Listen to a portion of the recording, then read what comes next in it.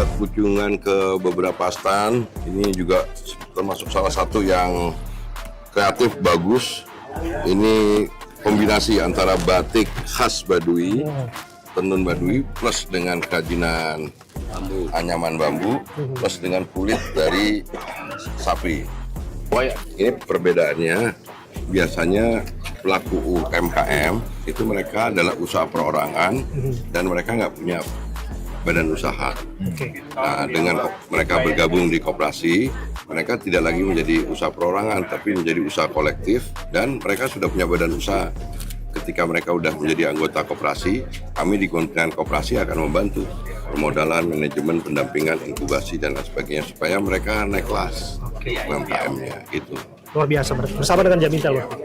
Selama ini kami selalu didampingi, dibantu seperti acara hari ini juga ini tidak terlepas dari dukungan Pak Jamintel dengan dukungan Pak Gubernur ya, untuk mensukseskan program Presiden Koperasi Desa Kelurahan Merah Putih. Ya, ini fenomena menarik karena pada prakteknya ada Koperasi Desa Merah Putih dan ada berbagai produk yang ada di sini. Saya Abraham Silaban, saya berdiri di sini. Ya, harapannya bahwa entah itu kerajinan dari Dekranasda, kemudian juga entah itu cemilan, ini adalah bagian dari upaya tentu saja untuk memastikan bahwa ekosistem desa betul-betul berjalan sebagaimana yang diharapkan.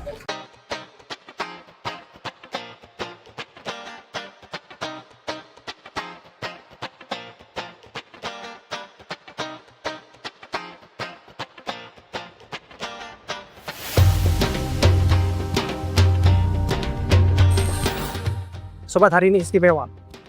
Setahun pemerintahan Prabowo bicara bagaimana upaya aset kita diwujudkan. Salah satu lokomotif program yang terus dijalankan dan digalakkan adalah Koperasi Desa Merah Putih. Paralel dengan itu, Jaksa Jaga Desa alias Jaksa Gara Desa alias Jaga Desa terus juga dijalankan oleh kejaksaan.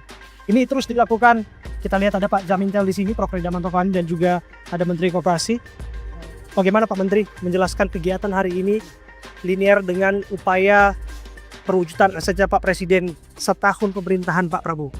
Jadi koperasi desa yang dibentuk di 80.000 desa dan Kelurahan Merah Putih bukan merupakan program pemerintah semata, tapi ini adalah sebuah gerakan negara yang harus didukung oleh semua pihak, bukan tugas Kementerian Koperasi. Dan oleh karena itu kehadiran Kejaksaan Agung, dalam hal ini Jaksa Agung Muda Intelijen, Pak Profesor Reda dengan jajarannya, dengan dukungan pemerintah provinsi, ini akan kita bersatu padu untuk menjadikan gerakan negara tentang membentuk Koperasi Desa Kelurahan Merah Putih ini menjadi sesuatu yang nanti akan di desa-desa itu masyarakat desa tidak lagi jadi objek atau penerima manfaat.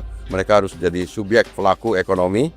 Mereka punya badan usaha. Harapannya nanti akan ada pertumbuhan ekonomi di desa-desa. Nanti secara nasional insya Allah cita-cita dan keinginan target pemerintah pertumbuhan ekonomi nasional mencapai 8% akan tercapai.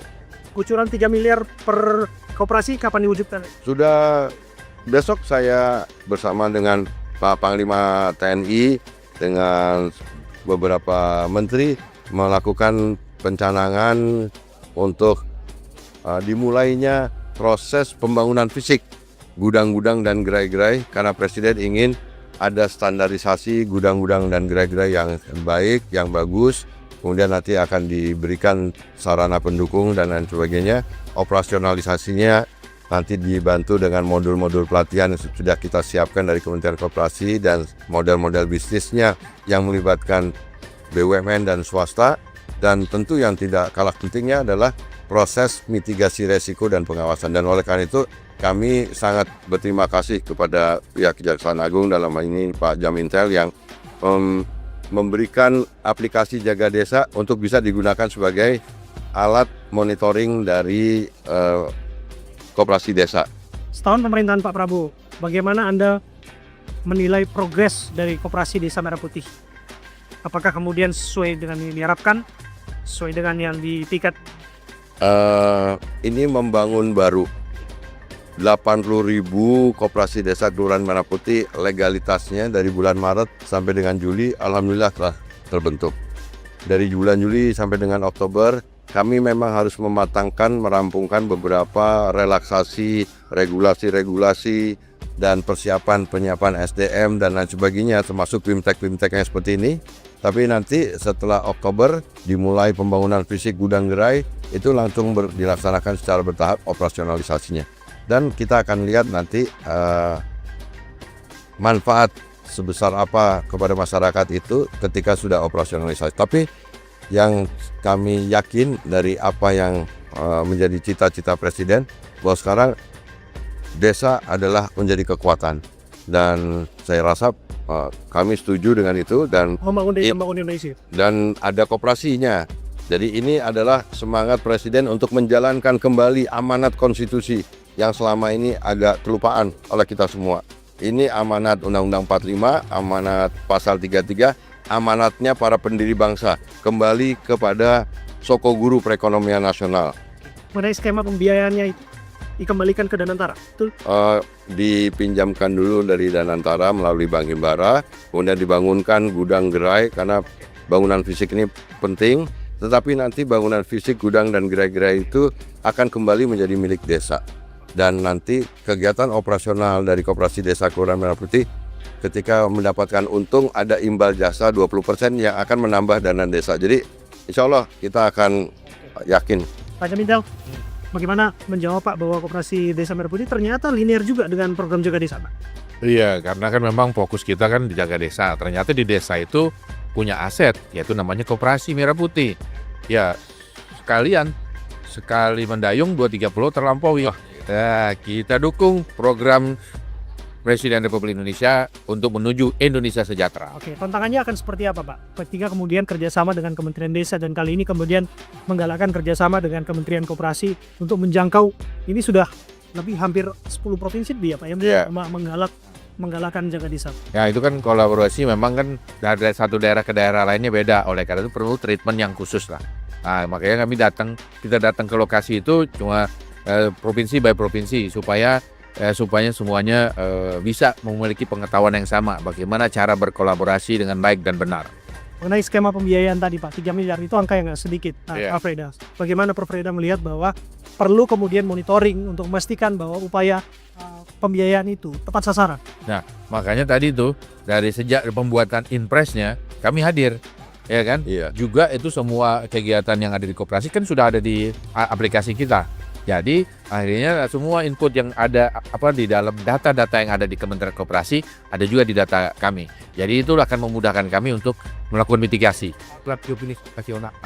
Sebagaimana sudah ditentukan jurnal klinis, kita ikuti itu aja. Terakhir Prof. Freda, setahun pemerintahan Pak Prabowo, Anda orang yang saya lihat konsisten betul bagaimana memastikan bahwa desa betul-betul termonitoring mulai dari pembangunannya, mulai dari upaya untuk memastikan kemandirian pangan di sana, dan kali ini mengawal Koperasi Desa Merah Putih bersama dengan Pak Menteri Pak Meri. Bagaimana Anda melihat setahun Pak Prabowo? Ya, karena Pak Prabowo itu punya niat yang tulus untuk membangun rakyatnya jadi sejahtera dimulai dari bawah, dari desa. Nah, desa untuk bisa sejahtera harus punya usaha sendiri, punya bisnis sendiri, yaitu berupa apa? Koperasi Merah Putih. Itu sudah tercantum dalam konstitusi. Nah, ya kembali ke hitoh konstitusi kita, bangun rakyat menjadi sejahtera dari bawah, dari desa. Ya. Ini gerakan kita semua, gerakan nasional. Gerakan semua teman-teman media pun juga harus bantu. Terima kasih. Pak Abraham. Jalan ke sini, Pak. Jalan ke sini, Pak. Modal dasarnya dia harus berkomitmen bahwa kami diberikan kesempatan untuk mendirikan, mengukuhkan koperasi, kami harus memutar roda perekonomian di tingkat desa. Itu yang penting.